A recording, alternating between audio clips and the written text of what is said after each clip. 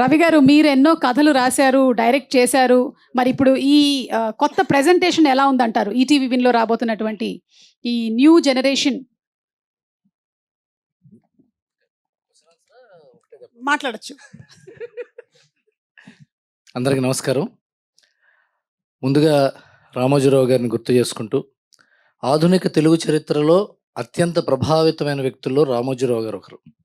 అంత గొప్ప వ్యక్తి ఆయన. అలాగే మా రాఘవేంద్రరావు గారు, రఘుపతి వెంకయ్య గారు తెలుగు సినిమా పితామహుడు అయితే, కమర్షియల్ సినిమా పితామహుడు రాఘవేంద్రరావు గారు. అడవి రాముడికి ముందు, అడవి రాముడి తర్వాత అలా ఉంటుంది కమర్షియల్ సినిమా అంటే. పాటలు కానీ, కథలు కానీ. రాఘవేంద్రరావు గారు అంటే అందరూ పాటలు పాటలు పాటలు అంటారు, ఎందుకంటే పాటలు అంత స్ట్రాంగ్గా ఉంటాయి కాబట్టి. కానీ అంతకంటే గొప్ప కథలు ఆయన సినిమాల్లో ఉన్నాయి. ఎంతో డ్రామా ఉంది, ఎంతో నేర్చుకునేందుకు వీలుగా ఉంది, ఎంత సున్నితంగా చెప్పచ్చు, ఎంత చెప్తే చాలు అన్నది రాఘవేంద్రరావు గారి సినిమాలు చూస్తే తెలుస్తుంది. రుద్దకుండా కొట్టకుండా. అలాగే మనిషి ఎంత పెద్దవాడైనా 6 అడుగులున్నా 7 అడుగులున్నా గుండె గుప్పిడే ఉంటుంది.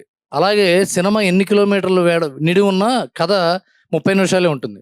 మిగతా అన్ని ఫైట్లు, పాటలు, విలన్ ఇంట్రడక్షన్లు, ఇంటర్వెల్ ఫైట్లు, వాడి కింద పట్టం, మీద పట్టం, దొల్లటం, ఇవన్నీ ఉంటాయి. కథ మాత్రం ఆ 10 సీన్లే ఉంటుంది.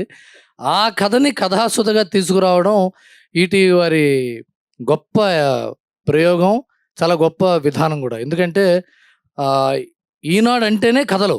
ఇప్పుడు అజయ్ శాంతి గారు ఇక్కడ ఉన్నారు. ఆయన ఇది కథ కాదు అనే శీర్షిక మీద 40 ఏళ్ళ నుంచి కథలు రాస్తున్నారు ఆయన.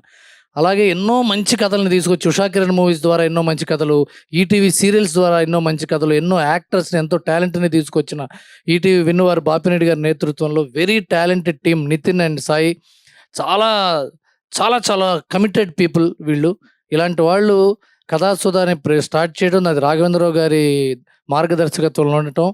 నేషనల్ అవార్డు విన్నింగ్ డైరెక్టర్ మా సతీష్ వేగేసిన అన్ని సినిమాలు, సతీష్ చేసిన అన్ని సినిమాలు, అతను రాసిన సినిమాలు, తీసిన సినిమాలు అన్నీ కూడా కథా బలం ఉన్న సినిమాలే, క్యారెక్టర్ బలం ఉన్న సినిమాలు, హృదయాన్ని కదిలించే సినిమాలు.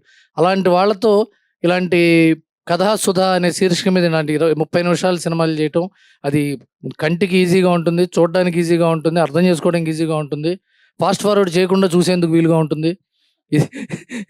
ఇది కాకుండా ఎంతోమంది యాక్టర్స్ని తీసుకురావడానికి ఒక వేదికగా ఉంటుంది. ఇది చాలా పెద్ద సక్సెస్ అవ్వాలి.